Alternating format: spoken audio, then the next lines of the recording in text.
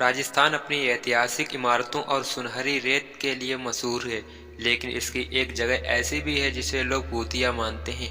भानगढ़ का किला। ये किला अलवर जिले में स्थित है और इसके बारे में कहा जाता है कि यहाँ रात के समय रहस्यमयी घटनाएं होती हैं। दिल्ली में रहने वाले चार दोस्त राज, नेहा, आयुष और सिया एक साहसिक यात्रा पर राजस्थान घूमने निकलते। ये चारों कॉलेज के साथ पढ़े और थे। अपने काम और जिम्मेदारियों के बीच समय निकालकर एक रोमांचक अनुभव की तलाश में थे। इंटरनेट पर राजस्थान के प्रसिद्ध स्थलों की जानकारी लेते हुए उनकी नजर भानगढ़ किले पर पड़ती है। नेहा ने उत्साह से कहा, यहाँ लिखा है कि यह भारत की सबसे डरावनी जगह है।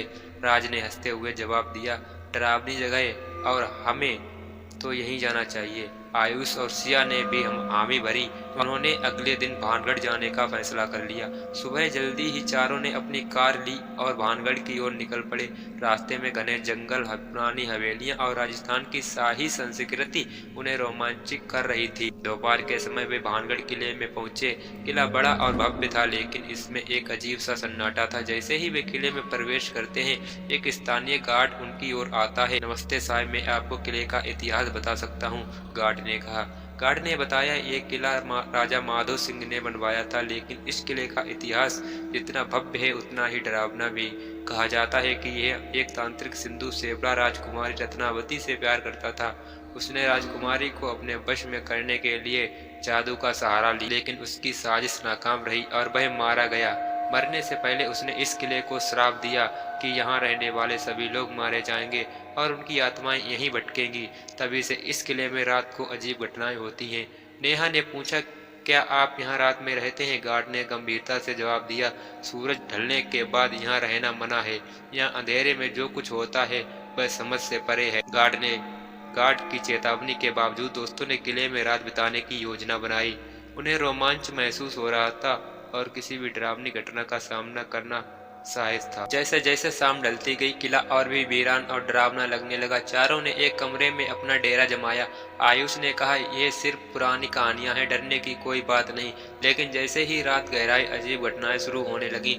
रात को किले की दीवारों पर परछाइयां दिखने लगी। नेहा को अचानक ऐसा लगा जैसे कोई उसके बालों को छू रहा हो। सिया को किसी के रोने की आवाज सुनाई दी।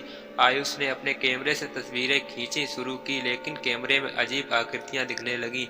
रात के करीब 2 बजे नेहा अचानक जोर से चीख पड़ी। उसकी आंखें बंद थीं, लेकिन वह कुछ अजीब आवाज में बड़बड़ा रही थी, यह जगह छोड़ दो, यहाँ से भाग जाओ। उसकी आवाज अचानक डरावनी हो गई। राज और आयुष ने उसे होश में लाने की कोशिश की, लेकिन उसकी हालत और खराब हो रही थी। तभी कमरे का दरवाजा अपने आप बंद हो गया और खिड़की से अजीब आवाजें आने लगीं। आयुष ने डरते हुए कहा, हमें यहाँ से निकालना होगा। चारों ने दरवाजा खोलने की कोशिश, लेकिन दरवाजा बंद था। तभी कमरे में हवा अचानक ठंडी हो गई और ऐसा लगा जैसे कोई अदृश्य शक्ति उनके पास। काफी मकसद के बाद दरवाजा खुला और चारों भागते हुए किले से बाहर जाने लगे, लेकिन किले के रास्ते अजीब तरह से बदल गए। उन्हें ऐसा लगा जैसे वे एक ही जगह पर घूम रहे हैं। नेहा अभी भी बेहोश थी और उसकी हालत खराब हो रही थी। तभी सिया ने किले के एक कोने में एक परछाई देखी जो धीरे धीरे उनकी ओर बढ़ रही थी। डर के मारे उन्होंने तेजी से भागना शुरू कर दिया। इसी तरह वे किले के मुख्य द्वार तक पहुंचे। जैसे ही वे बाहर निकले, नेहा को होश आ गया। उसने बताया, मैंने एक तांत्रिक की आकृति देखी जो मुझसे कह रहा था कि मैं यहाँ क्यों आई हूँ। उसने कहा कि यह किला हमारा है।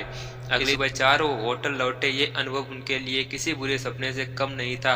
आयुष ने जब अपने कैमरे की तस्वीरें देखी तो उनमें अजीबोगरीब आकृतियां और काली परछाइयां साफ दिख रही थीं। ये घटना उनके जीवन को हमेशा के लिए बदल गई। भानगढ़ किले का रहस्य उनके लिए अनसुलझा रह गया, लेकिन उन्होंने यह तय किया कि अब कभी किसी ऐसी जगह नहीं जाएंगे जहां खतरा हो।